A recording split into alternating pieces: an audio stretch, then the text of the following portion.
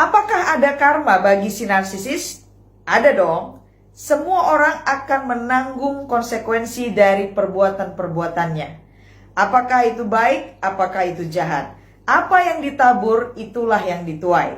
Jika menabur yang baik, dia akan menuai yang baik. Jika menabur yang jahat, dia akan menuai yang jahat.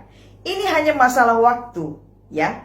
Jadi, kapan? Tidak ada yang pernah tahu, tetapi Yang Maha Kuasa sudah menentukan bahwa perbuatan yang jahat ada konsekuensinya, perbuatan yang baik ada konsekuensinya atau rewardnya, ya. Nah, karma apa sih yang akan dialami oleh seorang narsisis? Yang pertama, ketika dia melakukan semua tindakan yang abusive, yang toksik kepada korbannya, sebenarnya dia juga mengalami penderitaan. Ya, karena dia sebenarnya narsisis itu adalah orang yang sangat insecure. Mereka adalah orang yang sebenarnya punya nilai diri yang sangat rendah. Oleh karena itulah mereka membangun image diri yang palsu. Seolah-olah orang yang paling hebat, paling penting dari semua orang, dan mereka harus mendapatkan validasi dari orang-orang bahwa betul mereka orang yang paling penting, paling hebat, paling spesial.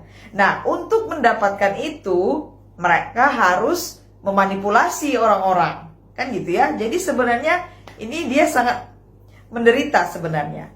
Nah, itu yang pertama karmanya. Yang kedua, si narsisis akan kehilangan orang-orang yang tulus mengasihinya, menyayanginya, menghormatinya, dan mendukungnya, ya. Satu-satu mereka akan meninggalkan si narsisis ketika mereka sudah menyadari bahwa mereka tidak dihargai dan diperlakukan dengan sangat buruk oleh si narsisis, ya. Akan ada flying monkeys yang selalu bersama dengan si narsisis. Akan kelihatannya narsisis tetap punya banyak teman dan berhasil dalam semua manipulasi-manipulasinya. Tapi ingat, orang-orang yang mendukung si narsisis itu adalah orang-orang yang masih mempunyai kepentingan dengan si narsisis, yang bisa memanfaatkan si narsisis, yang bisa mendapatkan keuntungan dari si narsisis. Karena kalau tidak lagi, mereka juga akan meninggalkan si narsisis, ya.